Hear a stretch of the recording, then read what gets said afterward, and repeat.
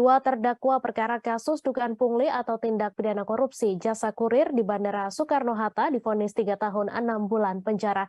Dalam agenda pembacaan amar putusan yang dipimpin oleh Ketua Majelis Hakim Slamet Widodo pada Senin 8 Agustus di Pengadilan Negeri Tipikor Serang dan tersambung secara virtual di Rutan Serang.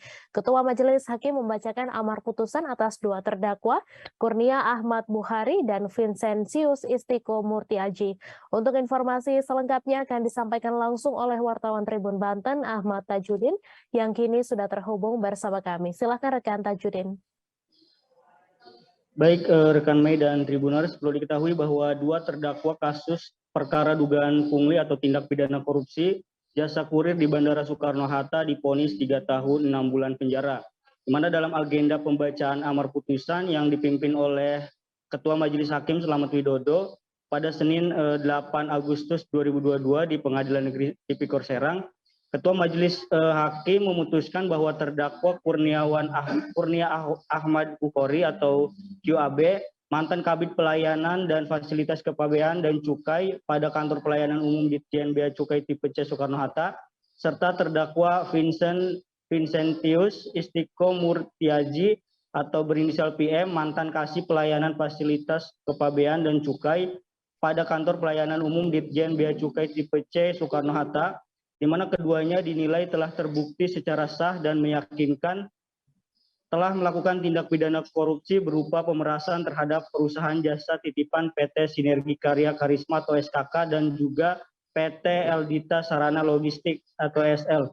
Menurut amar putusannya sendiri yang dibacakan oleh Ketua Majelis Hakim, keduanya dianggap bersalah melanggar pasal 11 Junto pasal 18 Undang-Undang RI nomor 31 tahun 1999 tentang pemberantasan tindak pidana korupsi, Junto pasal 64 ayat 1 KUHP, Junto pasal 55 ayat 1 ke 1 KUHP, di mana kedua terdakwa tersebut dijatuhkan pidana penjara selama 3 tahun 6 bulan dan juga denda 100 juta rupiah, subsidiar 3 bulan penjara.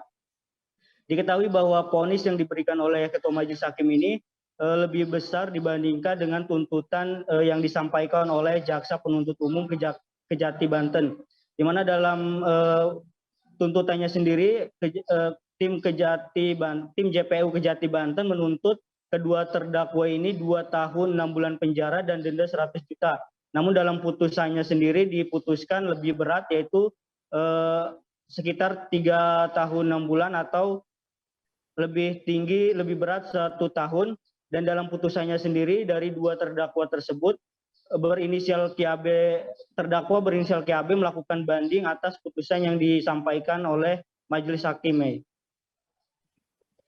Ya, baik. Terima kasih rekan Tajudin atas laporan Anda, dan Tribuners wartawan kami juga telah menghimpun wawancara dengan kuasa hukum terdakwa. Berikut tayangannya untuk Anda.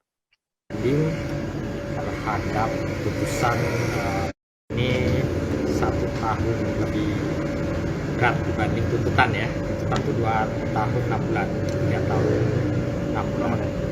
Dari kami sendiri banyak hal yang kemudian kami pikir dalam pertimbangan majelis hakim yang kiranya perlu dikoreksi pada tahap selanjutnya, karena kami tetap beranggapan itu tidak sesuai dengan fakta persidangan.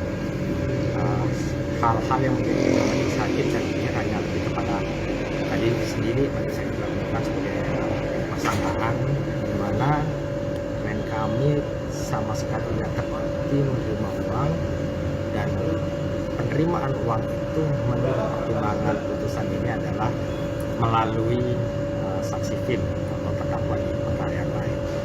Nah, bukti yang konkret dari fakta persidangan sama sekali tidak dapat menunjukkan bagaimana perintah itu dilakukan dalam pertemuan itu. Rangkaiannya hanya karena tim kemudian setelah melapor bertemu dengan pihak SKK, yang seperti itu. Nah, apakah itu bisa menjadi bukti untuk berdasarkan keyakinan yang wajar dari fakta persidangan bahwa kemudian ada perintah dan ada penerimaan uang, itu kiranya tidak dapat dibuktikan. Dan kalau kemudian dikatakan ini pasal pasal 11 ya, kan penyuapan sama sekali tidak disebut siapa penyuapnya. Sudah nonton? Jangan lupa like, subscribe, dan share ya! Pak.